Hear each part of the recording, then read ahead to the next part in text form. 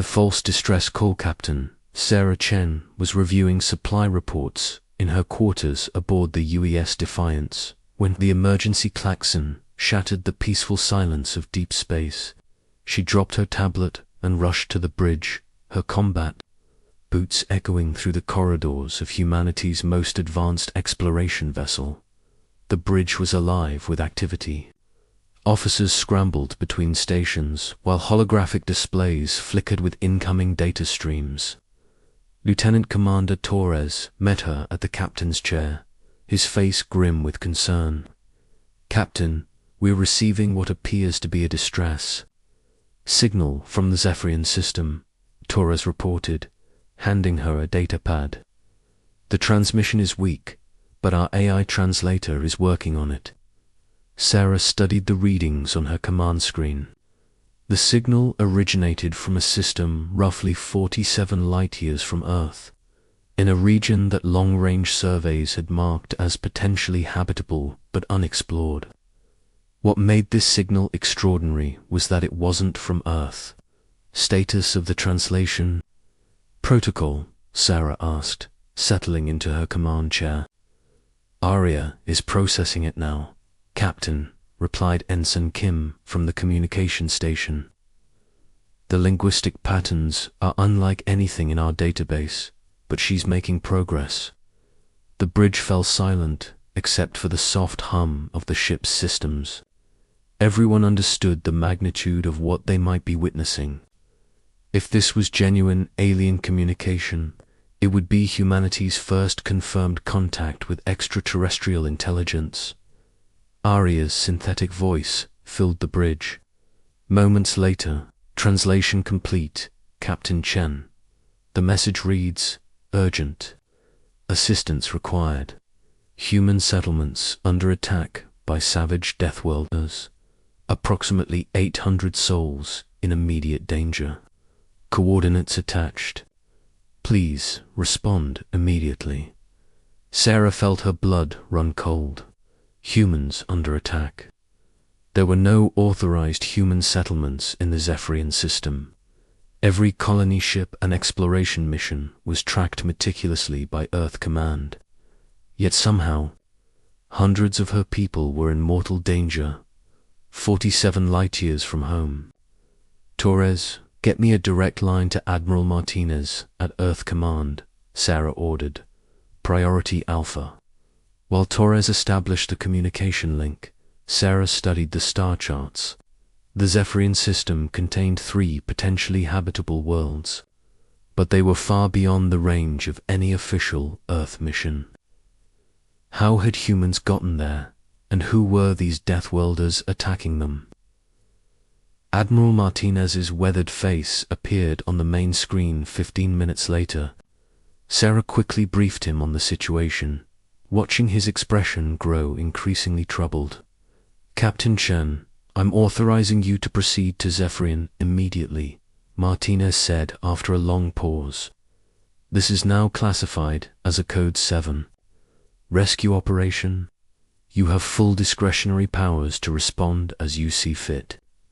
"Sir, with respect, the Defiance alone might not be sufficient if we're facing an unknown hostile force," Sarah replied. "Request permission to assemble a task force." Martinez nodded grimly. "Granted. The carriers Endeavour and Resolute are in your sector, along with the destroyer squadrons. Take whatever you need, Captain. Those people are counting on us." Within 6 hours, Sarah had assembled the largest human fleet ever to venture into deep space. The task force included 2 carrier ships, 8 destroyers, 12 frigates, and over 300 fighters. Nearly 15,000 personnel, all committed to rescuing fellow humans from an unknown alien threat. As the fleet prepared for the journey to Zephyria, Sarah gathered her senior staff in the war room. The holographic tactical display showed their planned approach to the system, with contingencies for various combat scenarios. "Intelligence analysis suggests we're dealing with a technologically advanced species," reported Commander Davies. "That fleet's chief intelligence officer. The term deathworlder implies beings from a high-gravity, hostile environment. They might be naturally stronger and more aggressive than humans. Dr. Elena Buscus, the fleet's xenobiologist, leaned forward. Captain, we should consider the possibility that this is a first contact scenario gone wrong. These aliens might have encountered humans before and misunderstood their intentions. Sarah nodded thoughtfully. All valid points. But our priority is clear. There are humans in danger, and we're going to get them out. We'll deal with the diplomatic implications afterward. The journey to Zephyria took 48 hours at maximum warp. During the transit, Sarah had the fleet run continuous combat drills while intelligence teams analyzed every scrap of data about the distress signal. The more they studied it, the more questions arose. The signal's origin point keeps shifting, reported Ensign Kim during one of the daily briefings. It's almost like the transmitter is moving, possibly aboard a ship. Could be refugees trying to escape the attack, suggested Torres. Maybe they're using a mobile communications array. As they approached the Zephyrian system, long-range sensors began detecting multiple contacts. Sarah studied the tactical display with growing confusion. There were indeed ships in the system, but they weren't engaged in combat. Instead, they appeared to be fleeing toward the outer planets. All ships, yellow alert, Sarah commanded. Reduce speed to 1/4 impulse. Let's see what we're dealing with before we go in, guns blazing. The first clear visual contact came 20 minutes later. Commander Davies stared at his screen in amazement before reporting to the bridge. Captain, you need to see this. The ships we're tracking, they're not human design. On the main viewer, the alien vessels appeared unlike anything in human experience. They were organic-looking, with flowing curves and surfaces that seemed to pulse with bioluminescent patterns. Beautiful in their alien grace, but clearly built by non-human hands. Where are the human ships? Sarah asked, a growing sense of unease building in her chest. No human vessels detected, Captain, replied the sensor operator, but I am reading human life signs. On the surface of Zephyria Prime, Sarah felt the pieces of a terrible puzzle beginning to come together. Ensign Kim, replay that distress message. Have Arya run a detailed linguistic analysis. As the message played again, Arya's voice provided commentary. Linguistic analysis reveals multiple translation anomalies. The term translated as human settlements could also mean settlements of the savage ones. The phrase under attack might be more accurately rendered as expanding aggressively.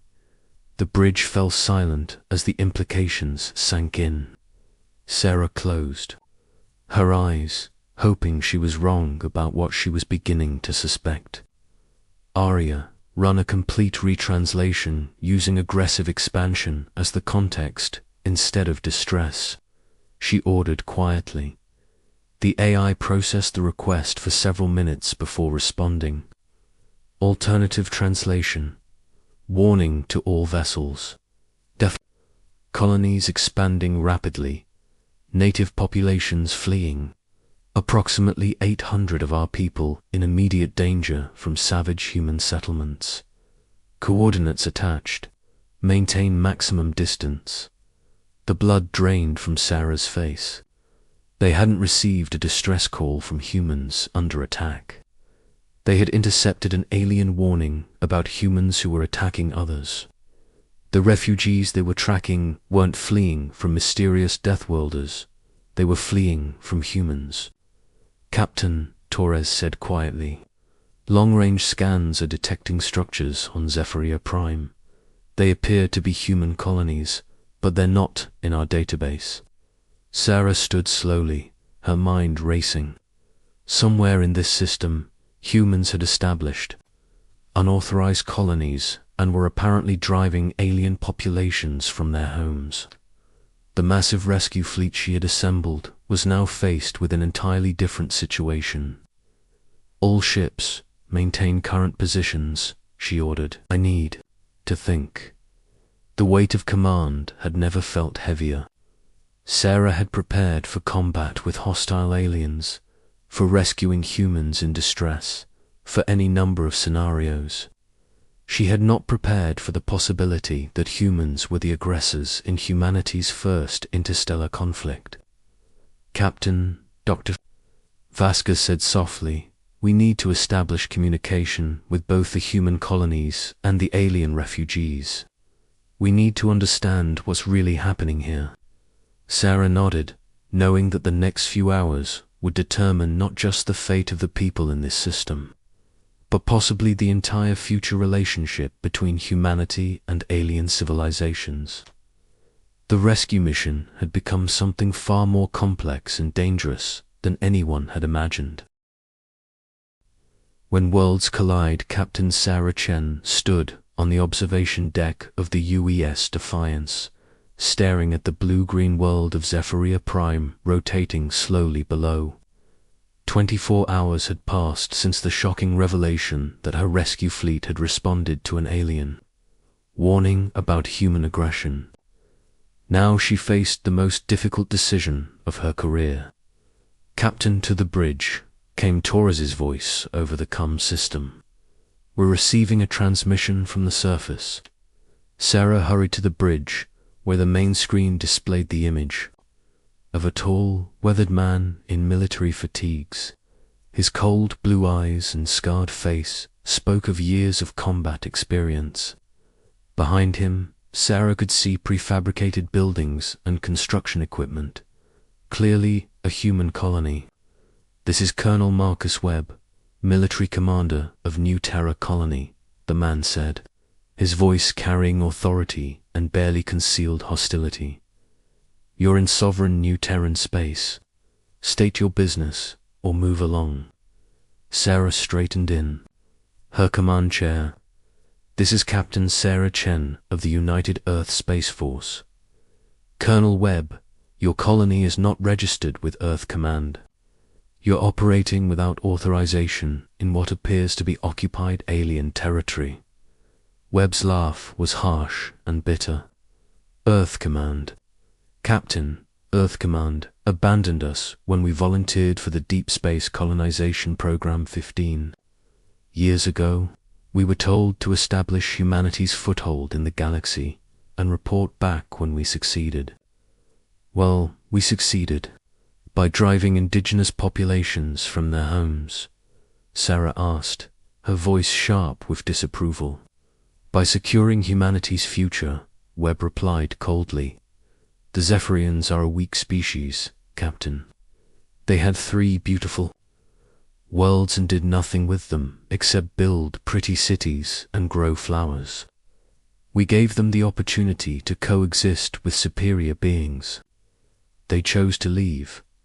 Sarah felt disgust rising in her throat. "You mean you forced them to leave?" Webb shrugged. "The strong inherit the galaxy, Captain. That's nature's law. These aliens understand strength. It's the only language they respect.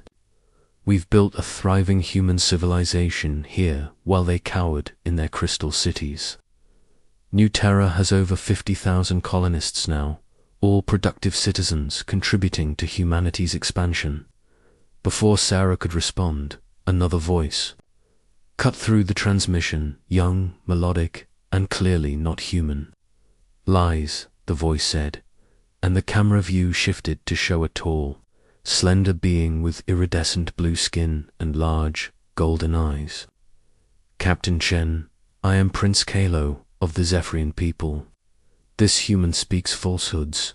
Webb's face darkened with anger. "I told you to stay in your quarters, alien." Prince Kalo ignored Webb and addressed Sarah directly. "Captain, your people came to our worlds in friendship 20 years ago.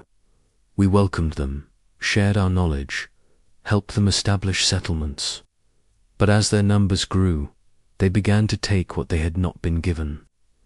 When we protested, they brought weapons we had never seen, terrible weapons that turned our crystal cities to dust. Sarah's heart sank as she listened to the young alien's testimony. She had seen the evidence in the orbital debris fields, the remains of what had once been beautiful Zephyrian vessels, destroyed by human weapons. They told us we were weak, Prince Kalo continued, his golden eyes reflecting deep sadness. They said weak species do not deserve to inherit the stars. We tried to resist, but for every human we ... stopped. 10 more arrived with bigger weapons. So we chose to preserve our people rather than fight a war we could not win. Webb stepped back into view, his face twisted with contempt. You see, Captain, they admit their weakness. We offered them the chance to join human civilization as productive members. They chose exile instead. Sarah felt a cold fury building in her chest. This was not the humanity she had sworn to serve. Colonel Webb, you're under arrest for unauthorized colonization, crimes against indigenous populations, and violations of the colonial charter. Webb laughed. Arrest? Captain, you're outnumbered and outgunned. New Terra has a defense fleet of 40 ships and 15,000 trained soldiers. Your little task force is impressive, but we've been preparing for this day for years. On cue, Sarah's tactical officer reported multiple contacts rising from the planet's surface. The new Terran defense fleet was indeed formidable. Converted cargo ships bristling with weapons, fighter squadrons launching from hidden bases, and orbital defense platforms powering up targeting systems. Colonel Webb, Sarah said calmly, I strongly advise you to stand down. This doesn't have to end in bloodshed. You're right, Captain, Webb replied. It doesn't. Join us. Earth is 47 light-years away, too far to interfere with what we're building here. The Zephyrian system has resources enough for 100 human colonies. Together, we can establish humanity as the dominant species in this sector. Sarah looked at Prince Kalo, who watched her with those large golden eyes full of hope and fear. The young alien had shown remarkable courage in speaking truth to power, even with his captor standing right beside him. Torres, open a fleet wide. Channel, Sarah ordered. Channel open, Captain. Sarah stood, addressing not just her own crews, but also the colonists of New Terra, who were undoubtedly listening. This is Captain Sarah Chen, to all personnel. We came to this system believing we were on a rescue mission. Instead, we've discovered a situation that challenges everything we claim to believe about humanity's place in the galaxy. She paused, choosing her words carefully. The colonists of New Terra are our fellow humans. They've built something impressive. Here, there's no denying that. But they've built it on the suffering of an innocent people who welcomed them as friends.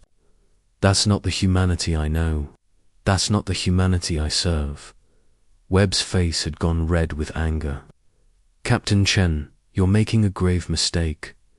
No, Colonel, you made the mistake. Sarah turned to her tactical officer. All ships, battle, stations. We're going to escort the Zephyrian refugees to safety, and then we're going to have a very serious conversation about the future of New Terra. The next hour saw the most tense standoff in human history. Sarah's Earth fleet faced off against Webb's colonial forces, while refugee ships filled with thousands of Zephyrians waited in the space between them. The slightest miscalculation could ignite humanity's first civil war among the stars. Prince, Kalo's voice came over the come again, this time broadcasting to both fleets. Humans of Earth, humans of New Terra, I speak for my people when I say we do not wish conflict between you. We only wish to find a new home where we can live in peace. Sarah made her decision. Prince Kalo, I hereby offer the Zephyrian people sanctuary under Earth's protection. Any who wish to return to their homeworld will be guaranteed safe passage. Those who choose to seek new homes will have Earth's assistance in finding them. Webb's voice was ice-cold. Captain Chen, you've just committed an act of treason against your own species. No, Colonel, I've just prevented one. Sarah turned. To her weapons officer, target the new Terran command ship. Non-lethal systems only. I want to disable, not destroy. The brief battle that followed was more about precision than destruction. Sarah's experienced fleet easily outmaneuvered Webb's converted civilian ships, systematically disabling their weapons and propulsion systems. Within 2 hours, New Terra's defense fleet was helpless. Webb's final transmission was filled with bitter resignation. You've won this round, Captain. But there are other colonies out there. Other humans who understand what survival really means. This isn't over. Sarah looked at Prince Kalo, who had watched the entire battle with quiet dignity. Your Highness, on behalf of Earth and humanity, I apologize for what our people have done to yours. We will do everything in our power to make this right. The young alien prince nodded slowly. Captain Chen, your actions today show us that not all humans are the same. Perhaps there is hope for peace between our peoples after all. 3 months later, Sarah stood in the council chambers of Earth's capital, addressing a joint session of government leaders and military officials. The Zephyrian incident had shocked humanity's leadership and forced a complete reevaluation of Earth's expansion policies. The establishment of the Interstellar Relations Department is just the first step, Sarah reported. We've identified 17 unauthorized human colonies beyond our borders. Some, like New Terra, have been operating for decades without oversight. It's time Earth took responsibility for all its children among the stars. In the gallery, Prince Kalo sat beside the Zephyrian ambassador, both wearing the blue and silver uniforms of humanity's first alien diplomatic corps. The Treaty of Zephyria had established protocols for future human expansion, guaranteeing the rights of indigenous species and creating mechanisms for peaceful coexistence. Sarah had been promoted to Admiral and appointed as Earth's first Director of Xenodiplomacy. It wasn't a role she had ever expected to hold, but the universe had a way of putting people where they were needed most. As she concluded her report, Sarah reflected on how a simple mistranslated distress call had changed everything. Humanity had learned that their greatest strength wasn't their weapons or their determination to survive. It was their capacity to choose compassion over conquest, even when conquest would have been easier.